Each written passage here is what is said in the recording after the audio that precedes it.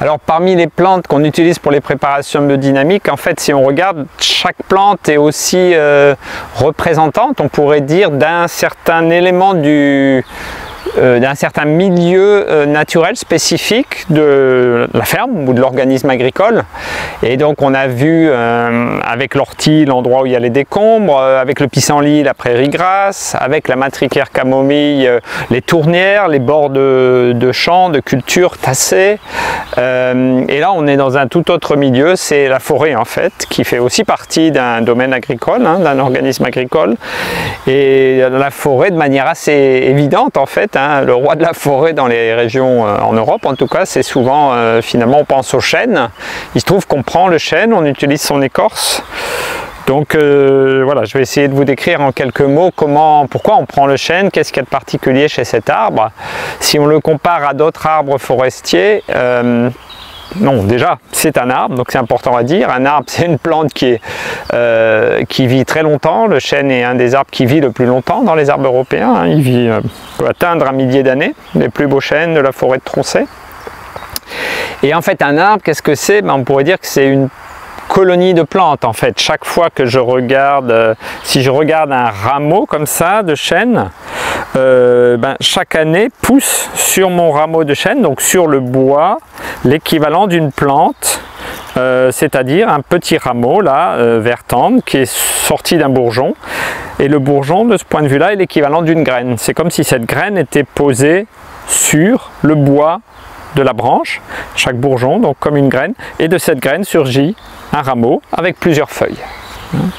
Donc on pourrait dire c'est de la végétation, c'est du végétal qui pousse en l'air, l'arbre. Hein. Donc c'est un tout autre mode, un autre type de végétal.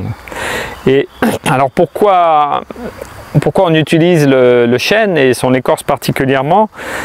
Si on regarde le chêne et on essaye de regarder un peu au cours de l'année aussi son développement, c'est un arbre qui a on parle de chêne tortueux, hein, on peut se demander d'où vient le côté tortueux du chêne. En fait, si on prend le temps d'observer en détail un rameau, on peut comprendre assez facilement ce côté tortueux. C'est que le chêne a une espèce de grande puissance végétative. Quand un bourgeon se forme, des bourgs s'ouvrent au printemps, il en sort un rameau avec des petites feuilles puis des grandes feuilles. Et tout d'un coup, on a l'impression qu'il y a un arrêt et on a 3-4 feuilles qui apparaissent au bout du rameau, comme si le chêne avait une grande vigueur de développement et après était complètement retenu. Et donc là on est passé de l'observation de la forme pour essayer de toucher du doigt un peu les forces qui interagissent dans le chêne, hein, comment il se développe au cours du temps. Et si on reprend ce principe, on va voir que les chênes, les grands chênes, les vieux chênes ont beaucoup de branches mortes et pourtant ils ont l'air en pleine santé. Ils ont des trous là où il y a des branches mortes.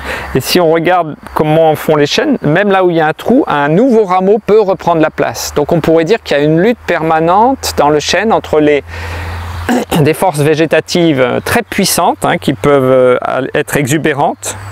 Les feuilles de chêne peuvent perdre leur forme, hein. Mais on a toujours un excès de feuilles, on pourrait dire. C'est étonnant, il y a plusieurs feuilles les unes sur les autres, hein, comme ici, des feuilles empilées. Les autres arbres ne font pas ça, les autres arbres ont des feuilles bien posées les unes à côté des autres pour exploiter la lumière. Non, là le chêne fait toujours un surplus de feuilles, on dirait qu'il en fait trop toujours. Et en faisant trop, il montre comme ça son espèce d'exubérance végétative.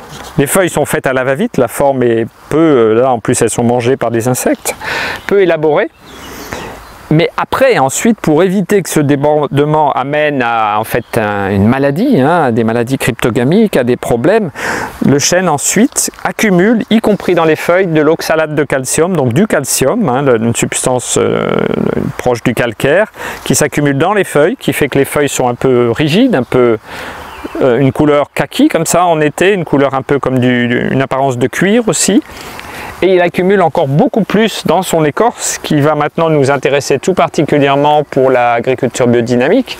Dans son écorce qui est justement très creusée, hein, qui est rejetée vers l'extérieur, expulsée vers l'extérieur, il accumule énormément de calcium, qui a la particularité d'être un calcium végétal qui est issu de ce processus, on pourrait dire, de résistance au risque des maladies cryptogamiques. Le chêne, il est toujours à la bordure de l'exubérance végétative qui amènerait toutes sortes de maladies cryptogamiques, mais grâce au calcium, il évite ces maladies. Il a en lui-même le remède à son déséquilibre et c'est ces propriétés qu'on va utiliser en agriculture biodynamique.